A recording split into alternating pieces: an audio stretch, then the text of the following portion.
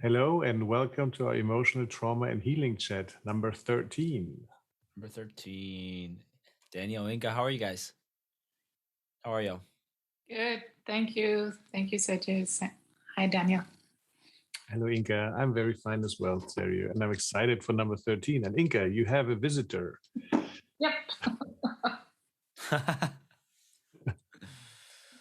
But we Okay. had a little bit of interest. That's So we are, how many cats you have? Just the one? One. What's her name? Krümel. What is it? Krümel. Quimmin? very German. Which is Okay. just means crumbs because he was so Crumbs. tiny when I got him. That's a good name. I like that. That's cute. Okay, well, shall we get started? Yes, please. I feel like there's a lot of topics that can be talked about, especially with how the world feels right now. I think with COVID, and I think it's something that happens with history when there's kind of an economic struggle that's worldwide. There seems to be a rise in authoritarian. I'm messing up the word authoritarianism. There seems to be a lot of struggle, a lot of chaos that goes on.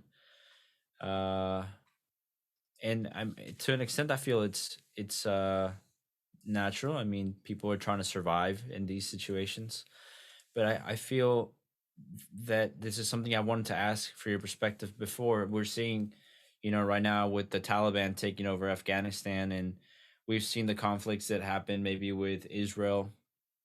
And there's this not just tribalistic mentality, but also this past history and past struggles and past pain, and they don't apply to just one person, but they apply to a whole society or to a whole generation. And I wanted to hear your thoughts, and if it's something that you guys have discussed before, personally, or as a um academically speaking, about this idea of maybe like world trauma or trauma at scale. So something that doesn't affect just one person, but it seems to affect the system as a whole. Is that something that's um, studied at all that makes sense to talk about?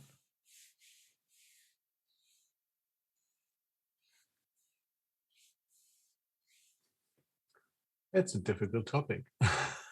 Yeah, absolutely. Of course, there are some ideas, but I think we can go back to the very basic. You mentioned it. Everybody's trying to survive, and people usually use their conditioned behavior to survive. Okay, so there's an emotion of fear, fear of death, fear of losing the livelihood, or whatever kind of fear, and then there's an entrained conditioned behavior, and everybody has had different parents and had different trainings, basically, and and what's really interesting is that many people look for the outside, look for solutions in the outside. Um, and when I see that, I'm reminded a little bit about how a small child looks for help with a mommy or a daddy, and looking from the outside, not within. Of course, because the child is small. Okay, this child is insignificantly in the world, can't walk, can't talk, can't pay something. So it depends on the parents, and so when we look for solutions in the outside to solve this, yeah, it's a reminder for me. I don't know, Ika, what do you say?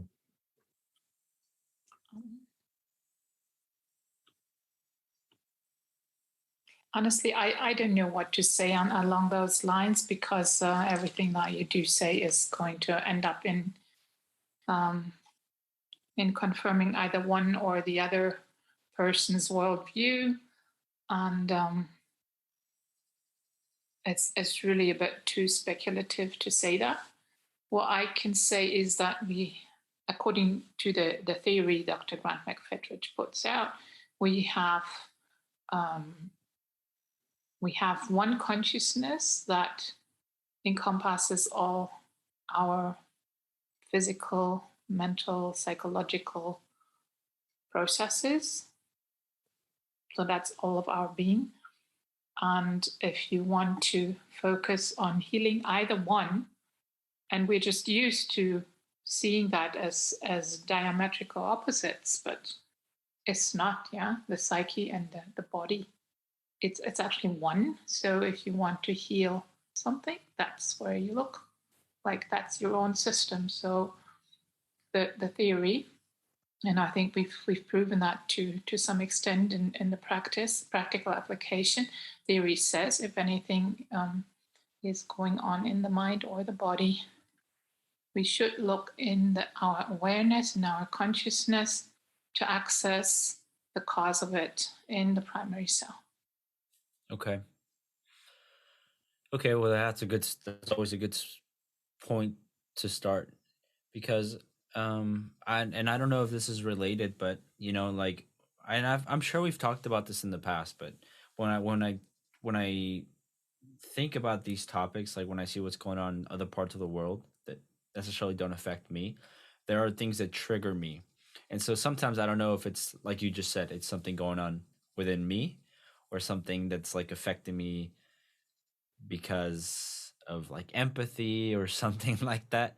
Like like in the US, I know I've mentioned this before, there's just a lot of shootings. And after a while you take on that pain that's going on in your country, or it's going on, and it affects you.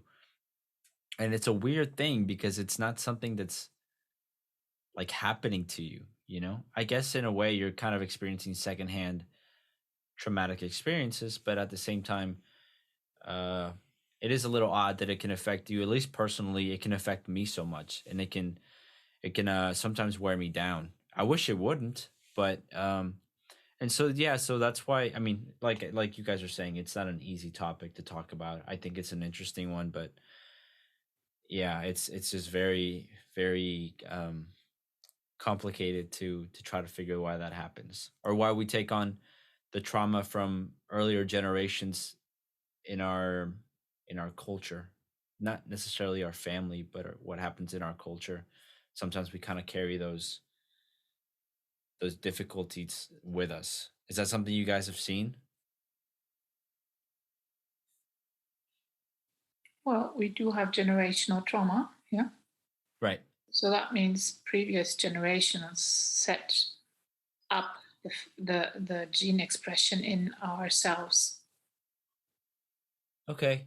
So I guess if our parents felt that, or our ancestors felt what was going on within the culture earlier, then that's why we would be feeling it. Yeah, it's not so much a culture, it's really just your personal ancestors. Yeah, and of course they are living in a culture, but I don't think you can like equate that. Okay. So what's interesting here, and we're going into the speculative part of things, is that it seems there is something like a species consciousness. Mm-hmm. So if you're not really feeling personal trauma, and that's a big if, by the way, yeah, anything that really triggers you, you need to go and heal that yourself.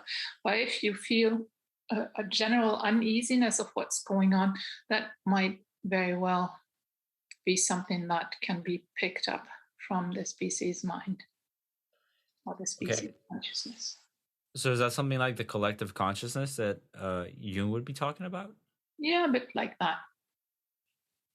Huh.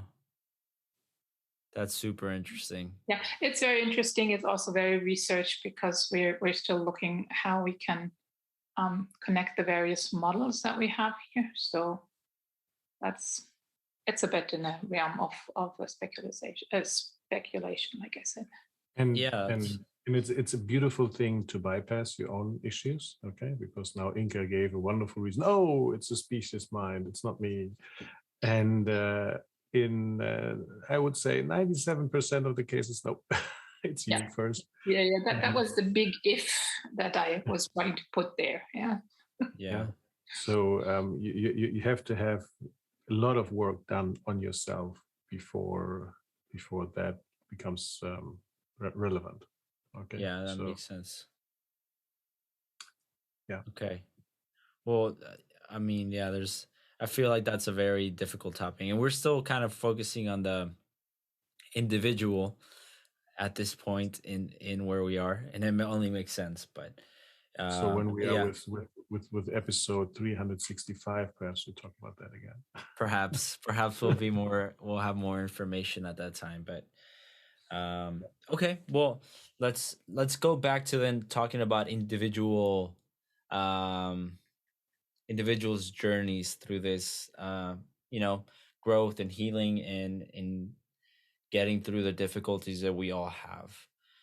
I guess lately I've been thinking a lot about um, two things. The first is this kind of paradox that we already talked about, but we didn't go into a lot of detail, which was two things that are kind of similar, and you mentioned them, Daniel, which is this idea of a self-fulfilling prophecy. So um, you believe that this is what's going to happen to you, and just because you have that energy or that mentality or that that already going on, it tends to happen. And I feel like most of us are kind of aware of that, but there was something you brought up which was kind of the opposite, which was this idea of trying very, very, very hard not to fail at something.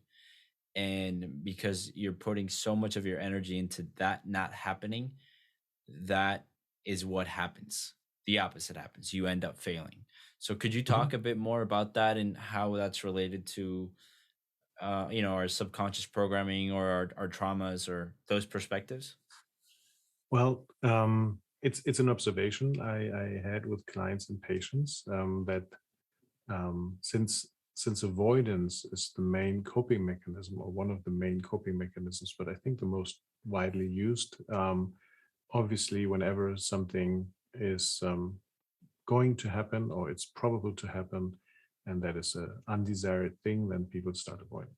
Okay, they can avoid the situation. So, for example, if I have a test in class and I feel uneasy about it, okay, I I call in sick, or I avoid it. I just simply don't go. So I avoid, because I know this test is going to give me some negative feelings. I'm Hmm. avoiding this.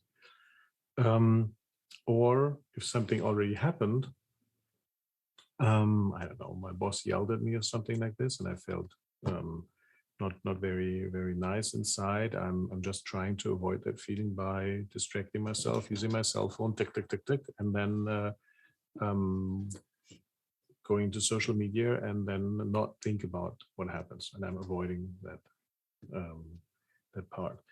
And the interesting thing is, when I'm trying to avoid something which may happen in the future, by changing my actions. Okay, so I know Hmm. I don't know, I'm going to have to meet that person, and I don't want to, so I call in sick. Hmm. The interesting thing is that many of the times I observed that somebody else comes into the picture, and that other person reacts to that changed behavior of mine. Okay. Okay.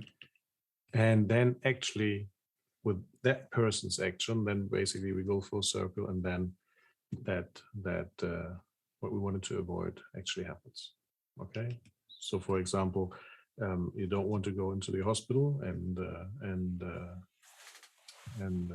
then you avoid to take that test to go to the hospital, to which might give you a reason why you had to admit at the hospital. You avoid that test. Okay, because you avoid that test, something is not diagnosed earlier. Okay, so you live certain days, and then boom, the thing comes, and you end up in the hospital. While in when you would have gone to the test at first, you might have just gotten some medication, and you wouldn't have needed to go to the hospital. Okay, Okay. that's the example, and that is something really really obvious to me with my patients. And I mean, every patient has one or two of these stories, And I'm not sure if there's an official name for it, but that's something which I try always to explain. Or, for example, avoiding an argument, and because of that avoidance of an argument, a relationship gets destroyed or separated or something like this. And so avoidance is not it's sometimes necessary as a very quick coping strategy, but not if you can plan for it. Then I would highly recommend to do some tapping and put yourself in the situation. Yeah. Okay. Inka, do you want to say anything to that?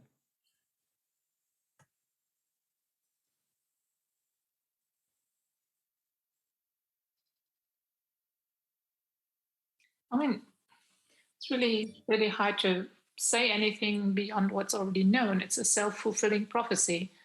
So because you deeply believe that's how it is, that's how you consciously or subconsciously arrange things in your life to happen. What about Like what about if you think that you're incompetent, for example, if that's a belief of yours, you will definitely put yourself in situations where you'll be tested in some way. And because of the way that you think about yourself, you will judge your performance as incompetent. Mm. And it may be possible that other people would judge it differently, Yeah. or the belief put you in the place where you even are not able to acquire the skills that would make you competent because your belief is so firmly entrenched. Yeah. Right. How would somebody go about that? I feel like that's pretty common. Everybody has like self beliefs that are self limiting, or they really at their core believe that's how they are. Um, what because because that's more of a belief and less of a. I'm sure there's trauma behind that, and there's a reason for that, right? There's I'm pretty sure, like, to an extent we all know that, but it seems to differ from a memory, and it seems to differ from like maybe just a thought. It seems more entrenched. How would you go about helping somebody clear that? Is there different steps, or is it just as simple as regular kind of memory healing, or how does that go? This is most of the time something that we call a core issue. Uh-huh. And you can sometimes just observe it in other people. If you yourself don't have the core issue, then you see how that person is really limiting themselves Yeah. through that belief.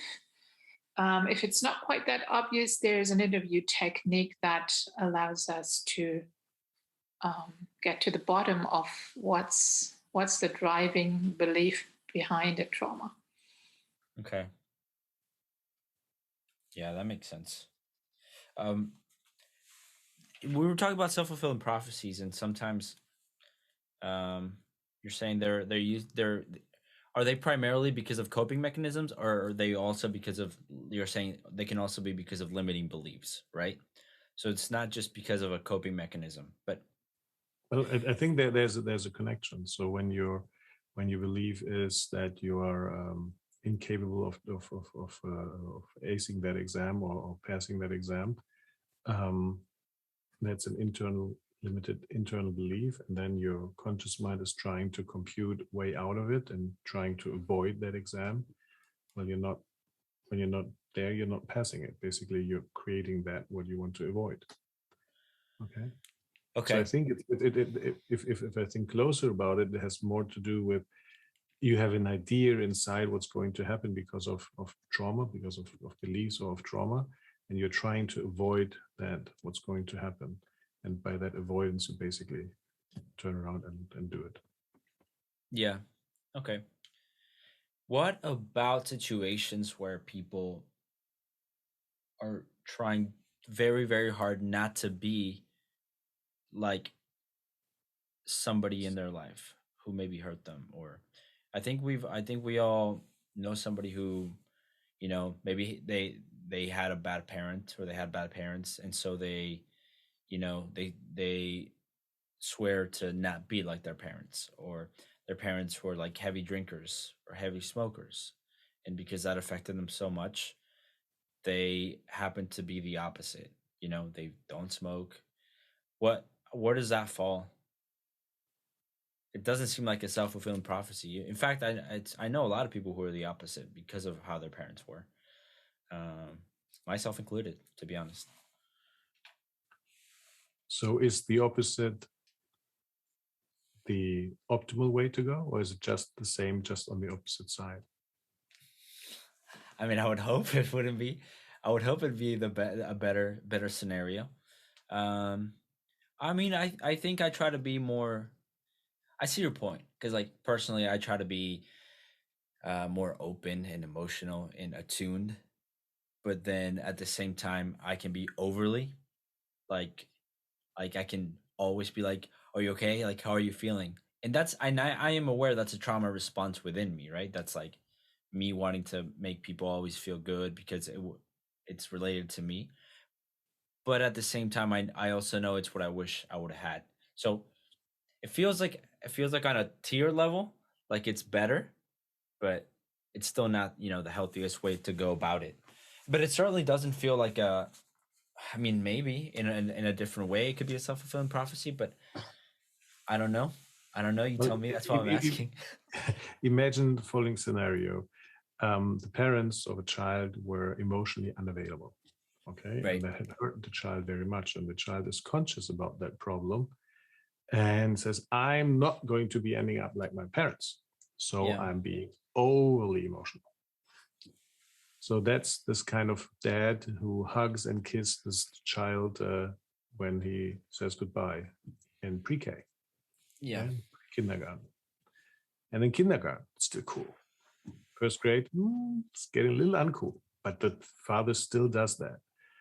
Second grade, third grade, fourth grade, fifth grade, sixth grade, middle school. Oh, father still says goodbye, give me a kiss, and so on, because he's overly emotional. And the kid, you then starts to see, okay, father is behaving different from other fathers, but the father just wants to be this way because his parents were emotionally unavailable.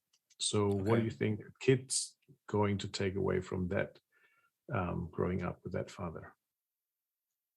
I don't know. That's a tough one, because I feel like in this scenario, how do you know what's like? Are you saying that's inappropriate?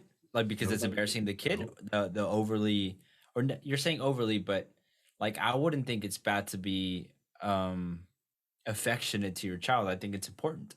So how do you know what's like, who is judging what's good and what's bad in this scenario? Who's judging? That's Only the the ultimate child. question.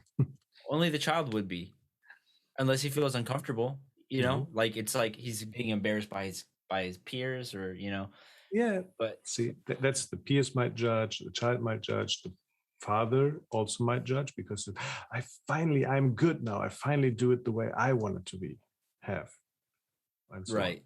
right. So the father is also judging. As long as everybody is judging, you never know what's right or wrong. So that's the internal thing. Then you can ask, how would the father feel if he wouldn't do it? He might feel pain, yeah, because he had that longing for as a child, and you got to heal that.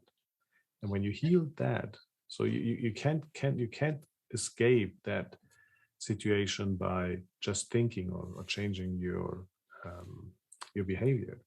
You first have to heal that. You have to heal the trauma that is causing the behavior, and then you can change the behavior, and it automatically changes. And then, Gotcha. okay, Yeah. I would like to suggest that we look at our good old friend, the projection, once more. Yeah. Yeah. Emotionally unavailable brain, that the father is living through that brain. The child has inherited that, some of the sets of the brains, yeah, from the parents. It's either the mothers or the fathers. So the same limitations. Well, the same type of injuries, yeah. Okay. The prenatal injuries, okay, from the brains. Okay, so they're basically replaying that set of the brains, that particular event or problem that those brains had. and it feels like emotionally unavailable. Respectively, the other side is that overly emotional bit. Very often personified in the mind brain and the heart brain. Yeah. Okay. Yeah, that makes sense. Yeah. For that topic. I mean, So it wouldn't be surprising if that child grows up, flips from the heart brain into the mind brain, and then also becomes emotionally unavailable. Okay. No, that makes a lot of sense, because regardless of what, regardless of like what you in a way choose, based on what you had or didn't have, it still comes from an injury, right? So it can never be this neutral kind of, that's what you're getting at. It can never be this neutral kind of response or this. Well, unless you finally heal that meeting of the brains and make that event work properly, and then it wouldn't be an issue anymore. You can choose which is the appropriate response in any situation. You can deal with it adequately. Yeah. So is this both? There's somebody with affection, because you can tell the person is not in the place to receive it, and likewise you can connect when it's necessary or when it's appropriate. Right. So, by the way, I have to apologize. The cat is changing its coat, so there's a lot of little fur bits flying around. No worries. It's very itchy. As long as you're okay.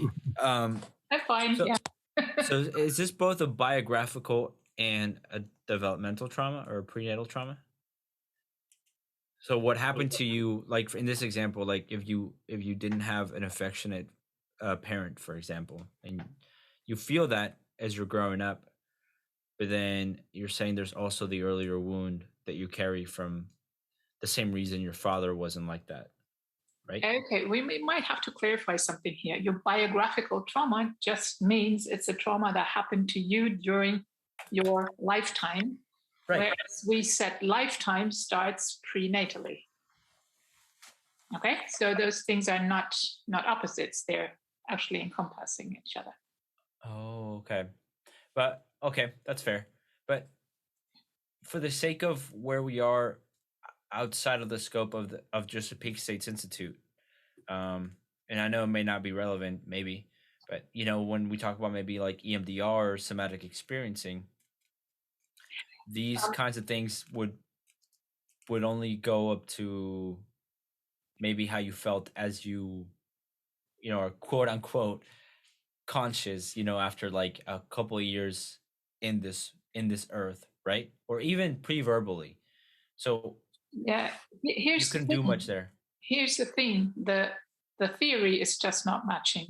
Like you're having a tool there, and what is really different about the Peak States work is that you have a map of what's going on. So you can heal trauma with any of those modalities. You can use EMDR, you can use wholehearted healing, you can use tapping, you can use reference point therapy, and all these things. As long as you're getting to the root of it, whether you know that that's what you're doing or not. Tapping, they're not aware of what they're really doing, but it works because it follows the theory. This is all independent of the map. Trauma healing is trauma healing, fine. But if you have the map, which is the encompassing theory why this works, that's where you can extrapolate. Okay, if I do this and this, then that should happen. Okay. Yeah, that makes sense. So, and then if you're dealing with biographical trauma, you can heal it any which way, as long as you really finish it at the origin. Okay. And like I said, that origin is prenatal injury. The causing moment is not a rejection by your parent when you were 5. That's not the causing moment. That's just an emotional response to what was already set in motion much earlier. Yeah, that makes sense. Yeah. So whenever you have an emotional response, it's usually not the trauma itself that's happening in that moment, but it's the response to something that happened earlier in your biology. Okay. Mm. So that's perfect. let's turn it the other way around. A child that didn't have that kind of setup prenatally, it wouldn't feel rejected by the parents. The parent might act this way or that way, but it wouldn't bother the child. It doesn't have the receptor, so to speak. Yeah. Yeah. But isn't there a need regard? Okay, like let's say that's fine, and when that's established, where does attachment theory fall into that? You know, where it's still important for a child to have this attunement to their child to create resiliency and these factors that are always talked about. It's how important it is for a child to have an attuned parent, even from the most important part being like the first few years of life. Okay. Would that be conflicting? I feel like it would be.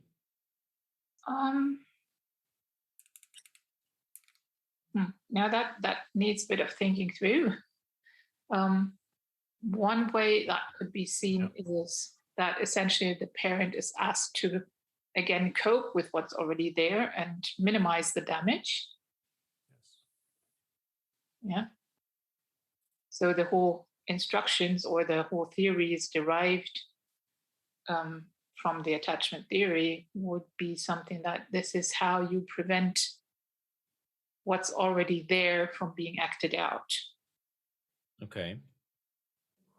So if you think this way, there's already trauma when you're born. Okay. And not only where your mom could be the best mom in the world, could listen to classical music and take the best ecological diet and whatnot, and never has smoked, never drank alcohol, but still there will be some sort of trauma. And when then this child is born, and you have twins, for example, same mother, twins, and the one is neglected, because it goes to foster parents and completely neglected, while the other one is cared for. Of course, the cared for will end up differently and will be possibly emotionally more available and more productive in society, because these mechanisms, these behaviors, these conditioning, what happens is sort of a band-aid, sort of a not real healing, but perhaps even though once and twice a year, real healing of some traumas, while the other one didn't have that support, so that they will end up not so well. Okay. And therefore, if you observe from this kind of setup, you think that the origin is how the parents treated you. Yeah. Parents just helped you cope with your traumas, while your traumas have been created early on. Okay. That's what the ISPS theory says. So yeah, so you're saying in this scenario, which is crazy to think about, attachment theory is still secondary. It's still just a band-aid. Okay. It's an important band-aid for our society. If we didn't have that, if we didn't have parents who took care of us, I think we would we would kill each other very quickly. But it's not the root cause. Okay. I never thought about it like that. That's so hard to think about completely, because I feel like in a way it's still, I don't know, it's still so important. Even if you don't think about it from that from if you, like, if I were to, like, okay, let's agree on what you guys are saying, I still feel like it has a very, very, very, very, very like foundational value to outside of the scope of trauma, like just to how we connect to each other and what we learn from each other and from our parents and love.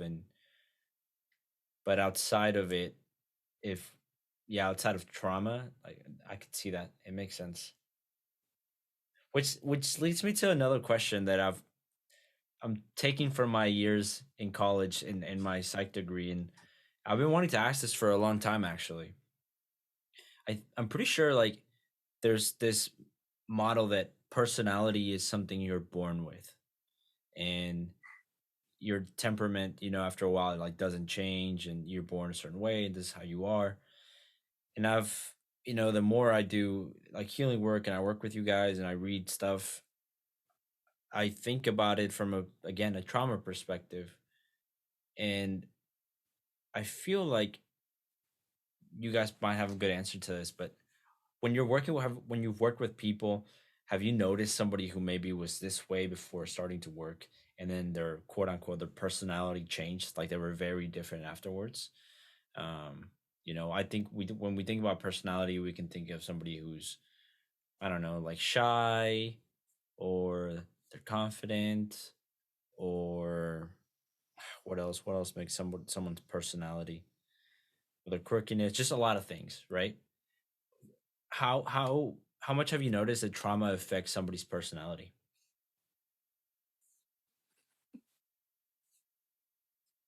Inke, please go ahead. A lot. In fact, the less trauma you have, the less personality you have. Okay. Could you care to elaborate on that? Well, a person who really has resolved all their trauma would probably feel very boring to normal people. Okay. There's just nothing to hook into, Okay. And there's really no necessity to display any of these characteristics. So you're saying personality is trauma? Kind of. So Maybe how does that? not the direct trauma in most cases. Yeah, we're talking about the kind of subcellular structural problems. Okay. Well, it could also be direct. That start very easily when I have been I don't know, beaten or something. Okay, and so I'm trying to avoid public spaces because I've been beaten there. So that's what makes up from long time being this way. That makes part of my personality. You will never find me in a public space. Okay, and I will also argue with you that public spaces are very dangerous, and I might get argumentative. So this sets up part of my personality. So that might be the direct trauma. And then there are, like what we discussed earlier with the emotionally not available father, there might be things because of trauma in the trine brains, and therefore a certain behavior develops, and that makes part of that person's personality. And when you go and that person is willing to look inside himself, inside what's going on there, is willing to heal these issues, the way how he behaves or she behaves changes, and therefore slowly the personality. So a shy person, yeah, having stage fright, you just work on it, and then they are not that shy anymore. Okay. So healed people are boring people. Sorry, say it again, please. Healed people are boring people, is what you're saying. From the perspective of the less healed. Right. That's so interesting. Okay, so yeah, so modern psychology probably has that a little incorrectly. And I've always thought that. I've always thought that it was just weird to think that your personality is one way. Especially, I think I came to that conclusion, or at least that idea, that it's probably not complete when you look at people who have taken like psychedelics. And sometimes with people who take psychedelics, there's such a big shift in how they see the world and how they perceive it. It is weird to think that these people sometimes they're like they're a new person. They see things completely different. I've known people who I knew in high school or earlier, and they were like very very rigid. Very like this is how the world works. Very hardworking students, and then they did drugs. And they tried these mind altering substances, mostly psychedelics and stuff like that, at raves, and they got to know themselves a little bit more through those chemicals. And they're just totally different people. And it blows my mind. It blows my mind to see that. It's so interesting. So yeah. Well, you describe that as in a very positive way, I would say, in a very Sure. hopeful way, that a person who was rigid changes and is more flexible. But of course, drugs also change person from normal person having one issue into a drug addict who has multiple issues. Yeah. Okay, Yeah, I agree. financial, criminal wise, and health wise, and so on. So Yeah. drugs alter people, alter personalities, and in a way that is, I think, very difficult to predict. And therefore, A my, thousand my, percent. my recommendation is not doing drugs, but Yeah. starting a healing journey. Do not try this at home. Yeah.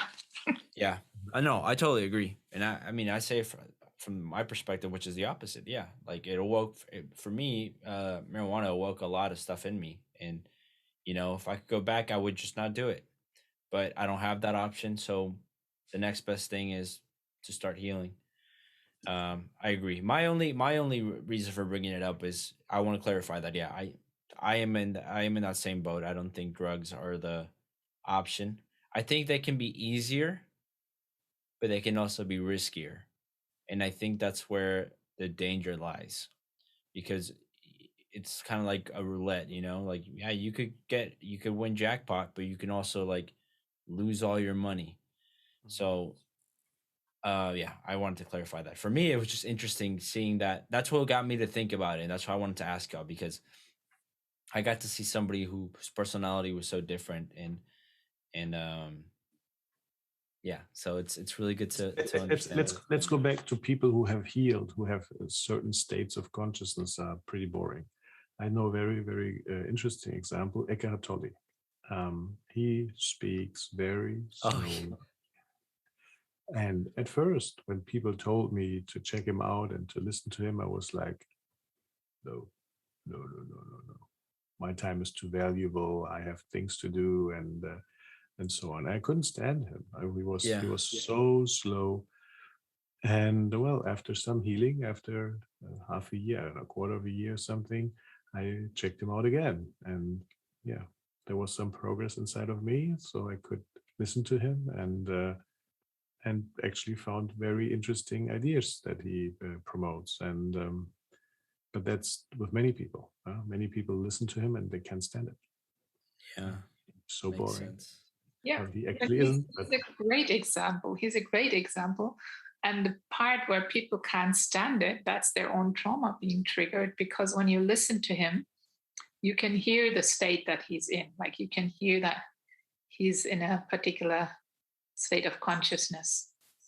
And everybody who's not gets triggered into the trauma that's blocking their state. So actually, you can be grateful to the guy. He's giving you the stuff to heal that you need in order to achieve that state. Mhm. Yeah, that's a great way of looking at it.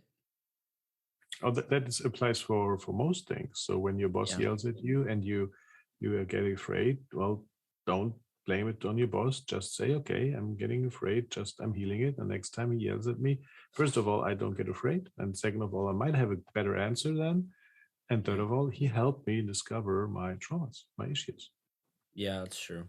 It's a great point. There's that just to say that I just love to get into a state because it just has so much better long-term effects than just ironing out one little trauma string. Yeah. Being in that state, pretty much the same. So being in that state, more bang for your buck there. Sorry. Did you say being in that state? Yeah, I mean, if you tap on your resistance to being in that state, the reward, so to speak, of getting into the state just feels so much better than simply getting rid of one trauma because your boss yells at you. Yeah. Well, it might give you a promotion or a raise. You never know. Yeah, that's true. That's also that's true. That's a different reward for sure. I wanted to ask y'all, and I know we've mentioned this, but I feel like it's super important to keep on like hammering it down, because as I do this work, I notice that most of it is this consistency and this little growing, like incremental understanding. It's not like, well, it's kind of like learning math, or it's kind of like learning a very difficult kinesthetic skill, like like with math and trauma healing, I feel like you can have a teacher and they're telling you and they're explaining it to you and you're like, okay, okay, okay, and then you kind of understand certain things, and then eventually it clicks. You're like, oh, okay. And so sometimes I feel like doing this work is like that, because there's so much education that goes into it, and then there's so much experiential knowledge that you can only understand yourself once you do more and more work incrementally, and your body starts to like make these connections and it starts to make sense. And so I want to hammer this down again. We're talking about these topics of healing and what it looks like and what the resistances look like. But I had a talk with a friend this weekend, and we were talking about something that he's dealing with. And he has thoughts about like the situation. And in psychology we could just talk about this as rumination, right? So he's trying to find a solution, his mind is trying to find a solution, and all it does is replace how he feels or what he thinks or the things that come up in his mind about said situation, which is really just a wound, a feeling that he hasn't been able to like to process, a feeling he hasn't able to been process. And we were he was kind enough and vulnerable enough to say something which a lot of people don't say, which is like, okay, but how do I do it? How do I move towards that? How do I get there? How do I basically how do I let go of this so that I can, because this is a perfect example of what most people deal with. There's some idea he holds onto that's being fed by a feeling that he hasn't been able to process about something that happened, and because of that feeling, he's he has behaviors that affect his life negatively. He can't do certain things he wants to do. They're conflicting. Um, and so, just trying to summarize all this, a lot of it comes down to education, and education about how he feels, how he doesn't have the tools to get there.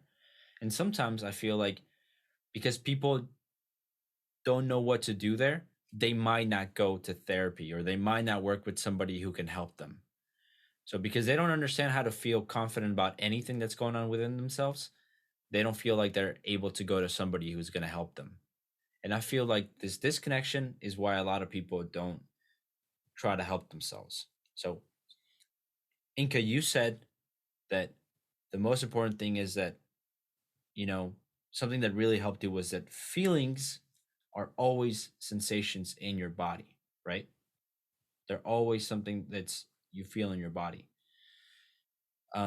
What is something that maybe people can do at home that's not necessarily a healing technique, that's not necessarily something to get them to the next step, but just something that can help them connect and understand their feelings a little better, or how this whole scenario of your feelings don't let you move forward in your life? What's something they can is there something they can actually do themselves that will get them to understand themselves better and maybe help them go to therapy or to work with a trauma practitioner? I know that was very long, but um, does that make sense? Um, yeah, I think the first thing to grasp is that you can stop blaming others or blaming your environment and just listen to your body, what's going on in there, and just tells you, okay, if I'm not calm, peaceful, and relaxed here, that means I've got some trauma active. Yeah. And what I do with it, if I find some self help methods or therapists or groups or whatever, that's then in your own responsibility. So that actually empowers you. Okay. You Well, I just think there's one part what you described. Say this thinking, this ruminating thoughts. That's also a band-aid. It's a band-aid of the mind to try to find a solution to something where the mind cannot find a solution. But if we could find a solution, we could basically suppress, because the mind is very powerful in suppressing emotions. Yeah. Could suppress the emotion and then we think life would go on the way it was before. But actually, when trauma is triggered, we are aware of that metabolic pathway which is blocked, and the easiest way would be not to create a bypass and a different metabolic pathway, but to just heal that trauma and set this metabolic pathway free, and then the body and life feels completely different. But yes, and especially in the Western society, using the head to try to avoid feelings and to numb down feelings is something really, really frequently used.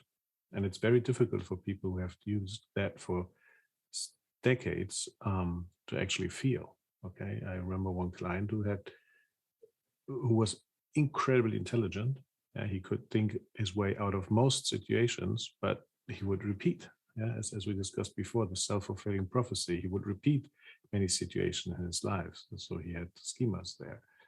And once he started to understand that there's an emotion underneath these thinking, so that the mind basically is trying to avoid this emotion. When you find that emotion, you do the proper trauma healing with it, then the mind gets much easier, much more relaxed. Mm-hmm. Okay. That's great to know. Inka, you were gonna say something. Were you gonna say something else? I think I just wanted to add something which I forgot now. Might not be all that important. Okay. Well, if it does come back to you, just go ahead and Oh, yeah, maybe just get rid of that idea that going to therapy means that there's something so fundamentally wrong with you that probably everybody's just going to think you're crazy. yeah. That's kind of like letting go of that concept might be really helpful. Yeah, I think that's a big one. You go to the doctor if you hurt yourself, if you have a sickness, or if you, I don't know, broke your arm, and you just go to somebody to help you with your mental health if you are in trauma, and that's all. Yeah. And mental health is a much bigger term than those who are deemed to be good to go to the loony bin. Yeah. Yeah. Yes, Yeah, no, that makes I agree. sense. There's a big disconnect there still, unfortunately. But I think one thing that can be said about trauma therapy that's different and that can be, and I wish people would understand this a bit more, is that, a lot of times you don't have to talk about what um happened to you. You can just, I mean, you might if you feel comfortable and if it's helpful, but a lot of times if you can just be guided to those feelings that are going on within you, the work is done by yourself. And I feel like that can be very helpful for some people who see therapy that way, who are hindered by this. What will people think? What does this say about me? Um, and they see it more as like a wound. They see it more as just like an injury, and I think that's where medical, um, like medicine, when you go to the doctor, uh, and mental health can really like work together. I think that's where there is a connection that's like metaphorically speaking, that we should be seeing both things as a wound. When you go to the doctor because you broke your foot, and when you go to a trauma therapist because you broke your heart, and, and neither is healing properly, then what can you do to make sure that you know it doesn't get stuck, and then every time you walk or every time you fall in love, it hurts. um so okay, that's, yeah, I feel like that's Beautiful words, Xavier. Thank you. thanks. I feel like that's something that's really, yeah, um education around that area of how we see mental health. I don't know how. I don't know how, but I feel like that's so crucial. But I guess we're doing it here, right? That's that's why we're doing here. Um, okay, so there was one last thing that I thought would be a good topic, and this is more towards people who maybe are doing this work a lot, like more consistently. Um, and I think about I watch a lot of YouTube videos on different modalities and people and just different topics and what their perspectives are.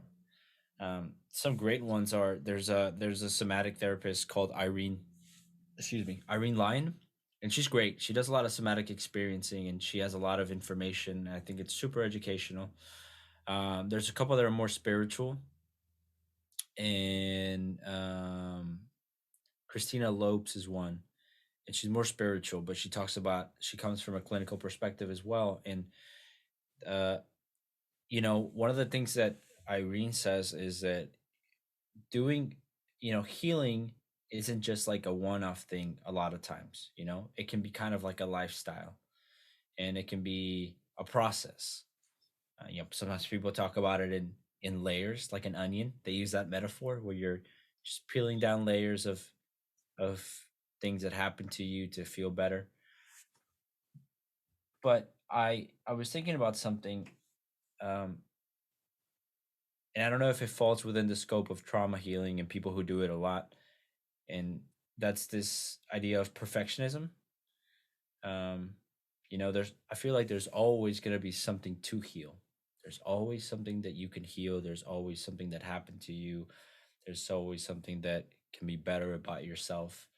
And I feel like when you heal and you're working towards bettering yourself, that can also be a sort of trap. um and that could be sort of wound in itself that you're always trying to heal. So I know that it seems with peak states therapy, you're kind of trying to heal something so big, or you're trying to be in this state so that you don't have to be every single day like, okay, today I'm going to work on this, and tomorrow I'm going to work on this. But do you feel like that's also a trauma wound, or is that the difference between like we're doing peak states where the end goal isn't to heal every single thing because there's just so many things?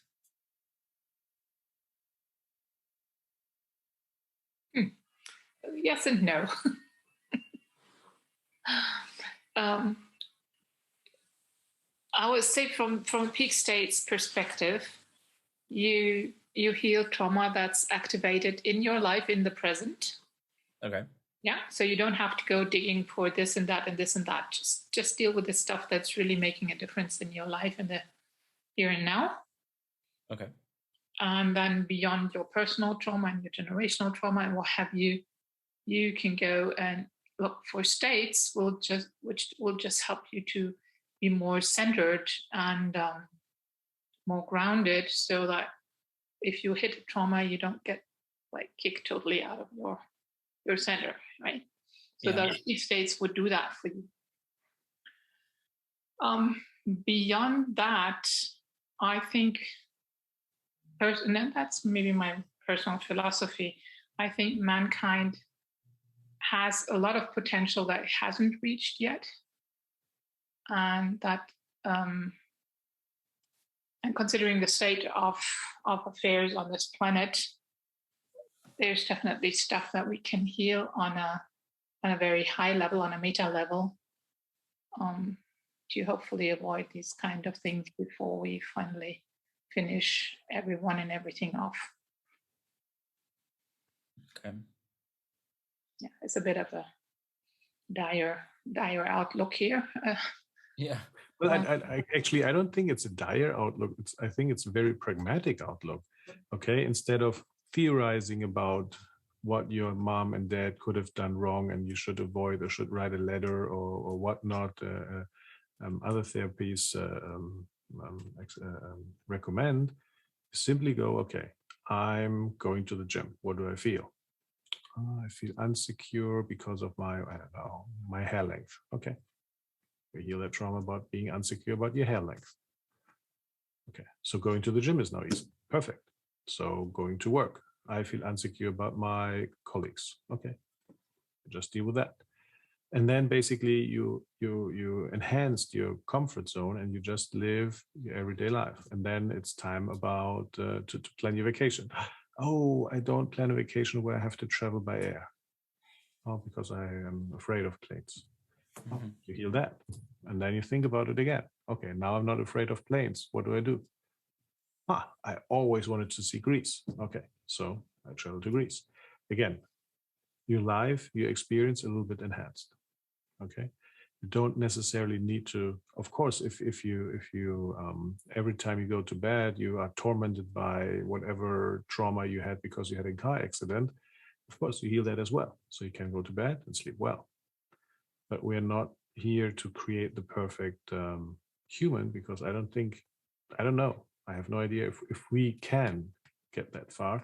But what we know is that with healing certain developmental events, we can get higher states of consciousness, which feel nice. Okay, and living this way feels nice. And when you live your everyday life, and you can become peaceful and light about that, emotionally light about that, where you live, it's a complete different quality. You're not arguing with your neighbors. You're not arguing with your friends.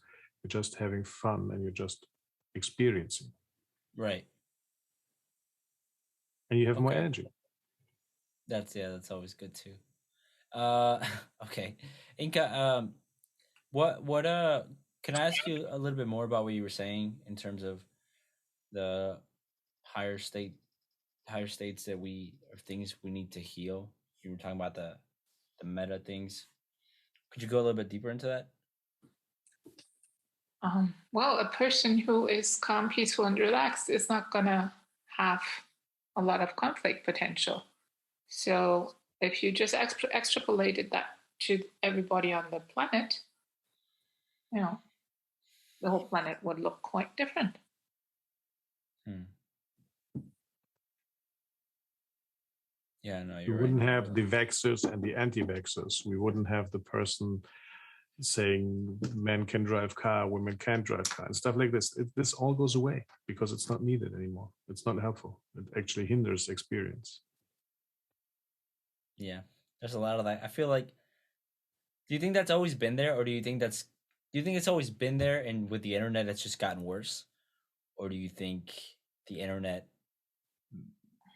act? Sure, the How do I put it? internet is something that I think it's always been there, but mankind has developed tools on so many levels to make the consequences of their acting out so much bigger. Yeah. Yeah. I mean, couple of 100 years ago, if they were just laying about with a sword, there was a limit to the damage that they could do. Yeah. Yeah. These days, you press a button and you exterminate, a whole landscapes. Yeah. Yeah. Whole So country. so the damage has been there. The ways we can project that out and we can kind of put that on other people has gotten exponentially more troublesome. And we don't need to necessarily go to these big things, also the small things. Think about that. I don't know. Again, I like the boss example. You're angry about your boss and you create a TikTok or YouTube or Facebook Live or whatever they are called, ranting about your boss. Thousands of people can see it. There's even a chance that goes viral. Yeah. Okay, your boss will fire you, but who's going to hire you then? Okay. Yeah. And before, you were just doing that in your village, in your town, and then, well, perhaps nobody in your town would hire you, so you just leave your town, go, I don't know, 50 kilometers away. There was no communication or very little communication. Perhaps you go 100 kilometers and you start a new life. Yeah. Yeah. There's even those examples. I've read some examples that are like same with uh like men who would like have families and then they would move like 25 miles away and start a whole new family because there was no way to connect that far. um okay. Yeah, no, I agree. I feel like that's such a big problem. At the same time, it's great that we have the internet to see how at scale these issues are, these us and them, these racism, sexism, uh just so many problems, just with gender. I mean, just so much conflict, and like you're saying, like it's not important. It's not. yeah, it's not relevant. And then at the same time, it kind of depends on how you use it. I mean, there's an enormous amount of knowledge and ideas and exchange possible with the internet. Mhm. Um, I think, like so many other instances, it's a matter of what's your intention. And if you just focus on being happy and spreading happiness, I think you can just forget about all the pages that make you feel emotionally activated in one way or the other. That's just a very, very easy rule of thumb how to guide yourself to consume internet content in a healthy way. Yeah, That's just what I would recommend there.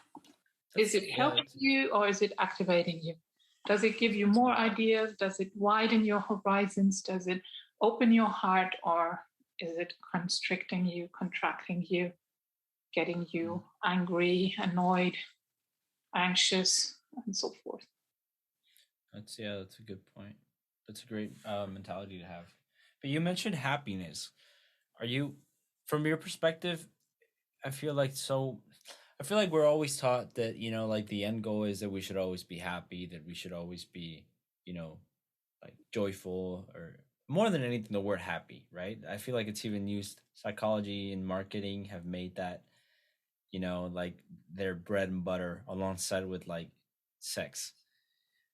What are you, from your perspective, what's it seems like the goal of being in a balanced, healthy state is more about being neutral or even peaceful rather than just being happy all the time. And I feel like that's not the goal of trauma healing. Like you don't heal trauma and then you're happy all the time. It's more like you're calm, peaceful, and light, right? And there are different flavors to it, and those are different peak states. Okay. Yeah, there's like being love, there's being joy, being peace. Those are all peak states, and you can have all of them at the same time and just focus on one or the other as you want. Oh, okay. But you could still get triggered into trauma eventually, and then you don't feel so good until you clean that up, and then you go Yeah. back to being peaceful, joyful, loving, and what have you. Okay. So again, these peak states are not a way to avoid trauma. You still can have trauma. Okay, they're just a way of living in a nicer way. And just Yeah. it's just a Oh, different please, level. please, please let me bring in Grant's wonderful image of the cherry on the cow patty. Yeah. Yes, please. Okay. Peak states are like cherries. Okay, if your life is a cow patty, putting a cherry on top won't really make a lot of a difference. It's still a cow patty. But with the tools that we have, you have a bigger shovel to remove the cow patty, and that's what counts in most cases. And then you can start on your cherries. Okay. That's And so you just want to be left with cherries. You don't want to have cow patty, or well, as little as possible. well, if we're putting that image, the cow patty being all the shit in your life and all your trauma and all your stuff, that it's still there unless you do something about it, which is why we say, okay, here's a bigger shovel to take care of it than we had previously with other modalities. But you still need to take care of that, else you won't really enjoy your cherry there. Right? Yeah. Try to eat the cherry off the cow patty. I don't think anybody will enjoy. Yeah, that doesn't sound tasty. That doesn't sound worth it. Yeah. Um,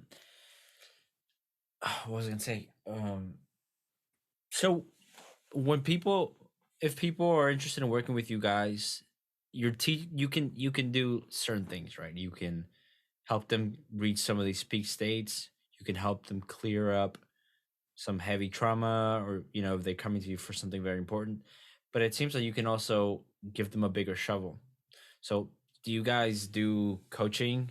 Do I know Daniel does, but Inko, do you do coaching um, to teach people some of these basic techniques so they can work on these kind Uh, of day-to-day things?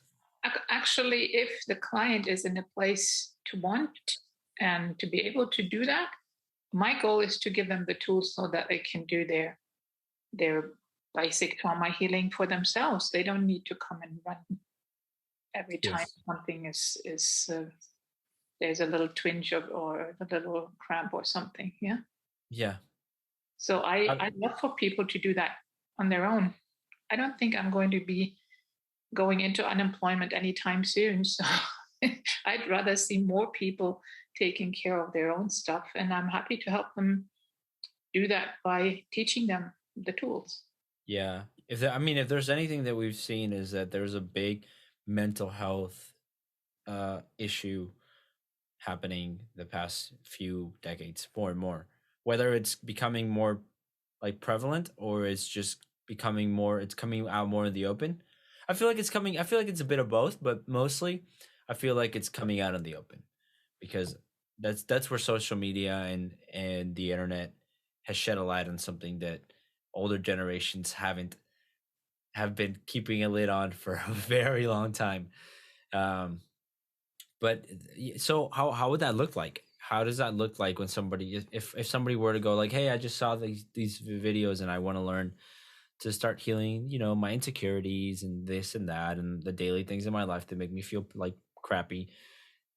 Um, is it a long process for you to teach somebody? Does it? I guess it differs depending on the person, but what does it look like usually? Like not, share state secrets, but just how long does it take and stuff like that? Oh, it's really hard to say because people are very different. And some people are really like, you have to really be very gentle with them and just tell them one step at a time. Now you do this, now you do that, now you do that. And some people are picking up very quickly and they go like, what do you mean? So whenever I have something like this, I can do that. And I say, yes, exactly. And then I give them the parameter in which cases, which type of technique is going to give them the success of coming back to calm, peaceful, and light. Okay. And some people hit that after the first session, that point where they go, oh, yeah, that transfer of information to another problem. And some will take a very, very long time. And that's okay. Yeah, I'm not pushing anybody where they don't want to go. And I'm not keeping anyone back who wants to learn more. Okay. In fact, I do trainings. Yeah. So yeah, I'm really happy to spread the news there. And Daniel, you do as well, correct?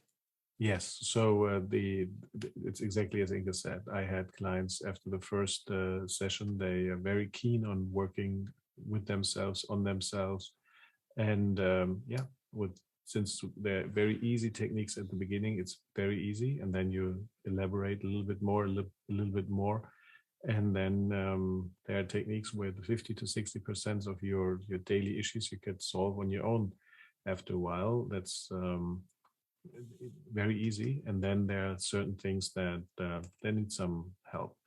And I always recommend that there are two processes, two peak states processes, which give a huge boost at the beginning. That's the silent mind process and the inner peace process. Whenever the client is able to do them, it's very recommendable. Okay, so you first learn the basic techniques, and then you do the processes, and then working on yourself, and then living as a complete different perspective. Yeah. Why do they make it easier? Because there's less disturbance inside of you. Okay, so it's like a little bit more sorted out, these things, and you can easier feel things inside, and you're more calm. That's why it's called inner peace. You're in the present moment emotionally wise, and you're not always in the back where all this trouble was. And you can still go there and you still can find it, so you still can be triggered, but it's right now it's much nicer to live. Okay. And so it gives you more space. Yeah. Okay, sorry, didn't mean to interrupt. And then when this stage is reached, then basically we go on depending on what the client wants to achieve. Okay, that's really good to know. I mean, I say it for other people, but right now I'm in the process of doing some of this myself. So, yeah, that's really good. Has anybody? Are there any questions from Facebook? Any chatting? Anything? So far, no questions, but we are open for them. So Let whenever they have, on my side, if anybody's asked anything really quick. No, I guess not. Well, let me see if I have any last minute questions. I think that was the last one I had, and it went a little longer than I thought, which is great. No, the next one I have is not. It's a very long one, and I think that we should leave that for next. next. Yeah, which is we talked about life purpose, Mhm. and yeah, I think that would be a good one to talk about in length, with time, and with time to ask a lot of questions. Um, I guess there's one last thing I kind of want to go through, and we've talked about it, but I feel like because we're doing so many of these that over time there are people that are gonna see they may see all of them, they may see some of them, so it's good to from time to time touch on these topics again, just a little bit. Um, and we've talked about codependency, and you just mentioned peak states, and codependency can be tied to um, it can be tied to these these hooks that people have on each other, like you're saying. And you were just saying that when somebody can be seen as boring when they don't have a lot of damage or a lot of trauma because there's nothing to hook into, right, Inca? But outside of the peak states scenario, um, when somebody is codependent, if we were to look at that from a independent trauma to trauma perspective, what is something that people could see in themselves and be like, okay, yeah, I'm being codependent, or I'm allowing someone to be codependent on me? um, what are usually ways that they can see that in themselves, or they can see the pain underneath that? Is there a way to see that, for somebody to be more aware of those things within themselves?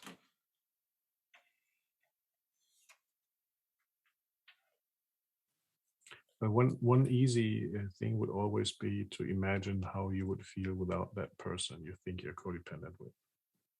Okay, just Okay. imagine that this person goes on a long trip and doesn't come back for the next 3 to 4 months. How would you feel? Okay. Yeah, and then from there you basically explore.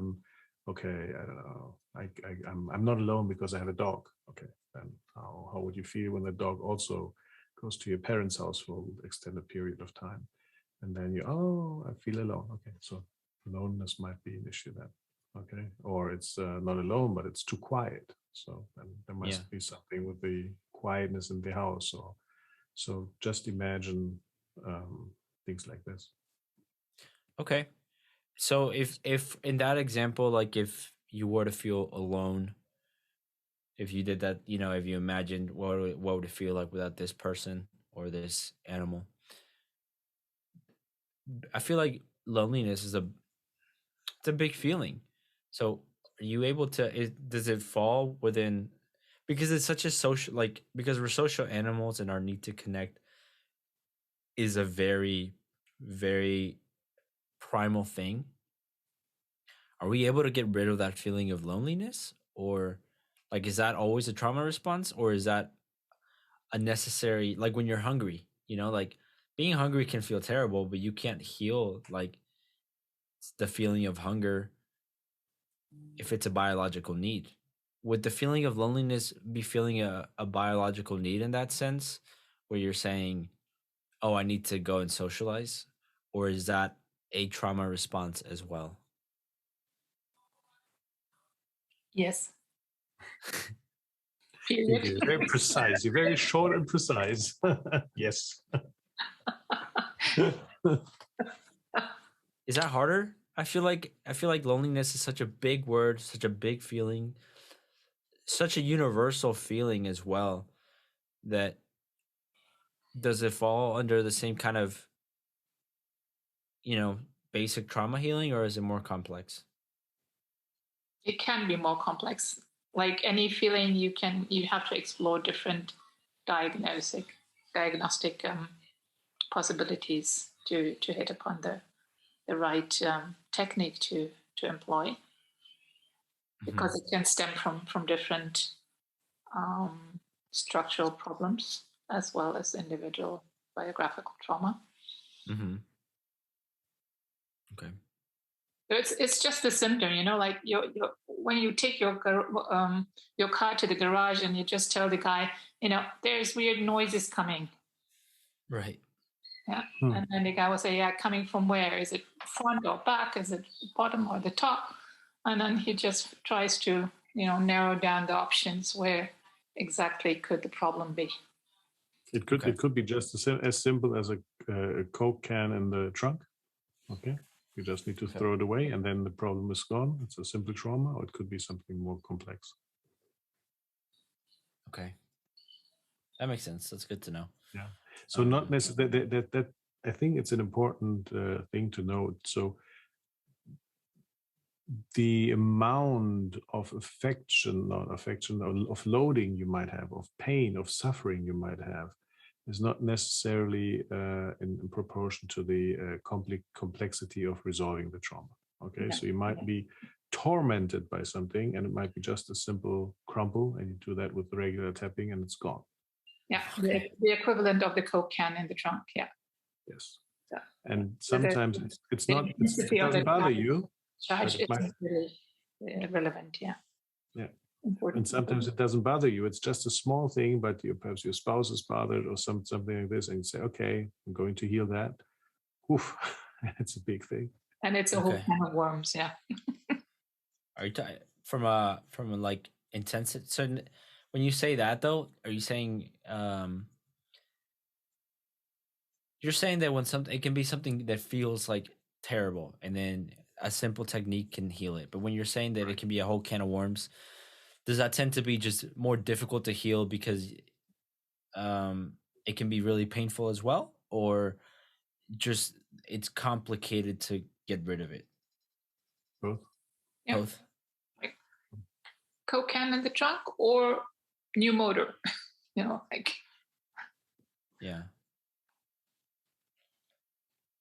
Well, that's and the intensity of the feeling doesn't say anything in either way.